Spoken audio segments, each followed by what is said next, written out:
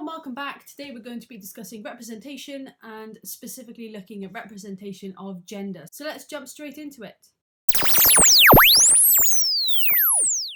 So what is representation? Aside from being one of the key areas that you'll need to look at during your media A level, representation is about the way that things are constructed in the media. And by things being constructed in the media, we're talking about everything.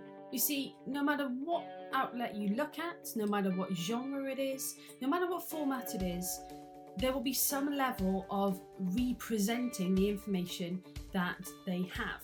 This will be down to the clothes people are wearing, the lighting, the camera angles, the specific words that are being used, the colours. Everything will be constructed to present a certain image, and that image will have been chosen by the person making that form of media. That's representation. A simple way to think about it is your Facebook profile or Instagram profile or Snapchat account or any social media account that you have.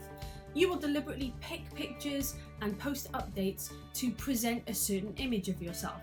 Everyone's guilty of doing it, and it presents you in a certain way. For some people, that might be showing that they always look their best. For others, it might be showing how in love they are with their family and how many amazing friends they have and all the kinds of awesome activities that they do. For some people, it might be to gain sympathy or to gain support from the people around them. But no matter what is being posted, there's always some kind of motive and aim behind it, and that will influence the representation. So let's bring this back to media and think about one of the most obvious forms of representation in the media today, that being the representation of gender.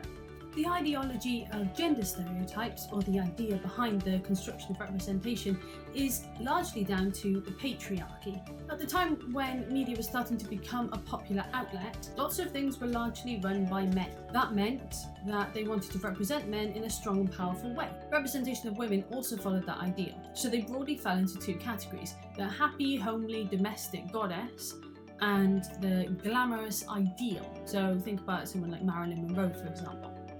And those were the two categories of women. That's what your characters had to fit into to a certain extent. And those ideals have been carried on in various media forms right up until today.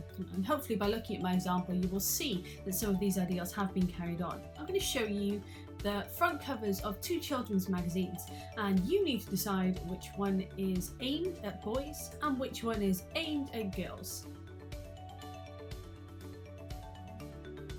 Now, I'm not saying that if you're a girl then you're not allowed to like Ben 10 and vice versa, but these magazines are very clearly targeted towards a specific gender. And there's lots of indicators here to show that. The Girl Talk magazine is predominantly pink. There's a lot going on around it, a lot talking about friendships and relationships.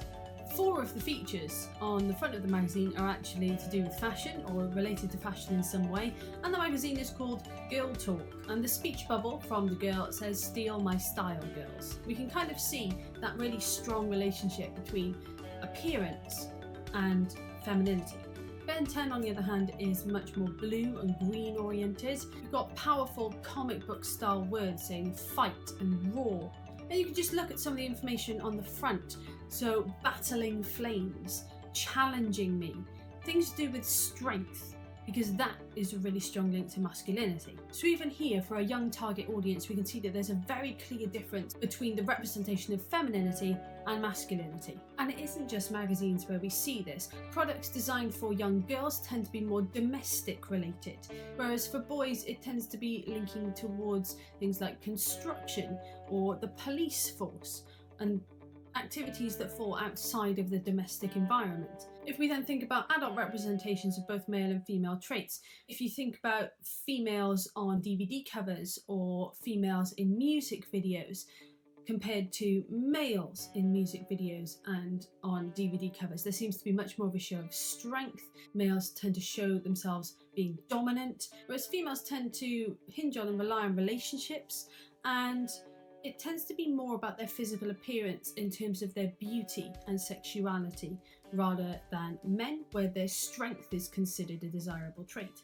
So let's break this down a bit. So, representation of men. Masculinity contains many rigid stereotypes, and they are being challenged in the present day, but they're still worth considering. So the representation of a desirable man may include either intellectual or physical strength, and ideally both, some kind of power or dominance, physique and sexual attractiveness, and those may be based on the ideas that we talked about already, and independence, whether that is through actions, whether it's through finances, whether it's through making their own decisions, some level of independence. Lots of male characters are represented as being isolated in some way. It doesn't necessarily mean that they're happy, but they are strong enough and independent enough to rely on themselves. If they then submit to being part of a family, it's generally part of a narrative resolution. Sometimes losing their family or losing the people around them and becoming isolated can act as their call to action in some way as well. And now, more so than ever, the male physique is becoming more and more important as part of their representation. Whereas in the past, it was females that had certain expectations placed upon their physicality, now males are starting to experience that as well. So let's move on to representations of women. So representations of women across all media tend to have some of the following. Beauty within narrow conventions, size or physique, again within narrow conventions, and bear in mind these conventions can change over time. Sexuality, again that could be influenced by the physical factors that we've already talked about. Emotional maturity and dealing with emotional situations well, rather than perhaps intellectual or physical. Having relationships as opposed to independence. And those relationships can include families. Most women tend to be represented in some context. So within a group of friends, within a family, within a workplace environment where they have close colleagues, but their relationships tend to be explored more.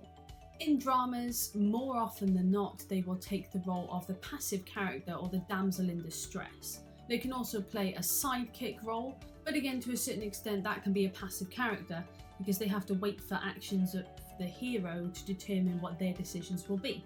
And it's also worth remembering that women are still underrepresented in the media. Men are 3 times more likely to appear in TV dramas and are much more likely to appear in news stories than females. It's mad to even think that in this day and age, but it is still something that happens.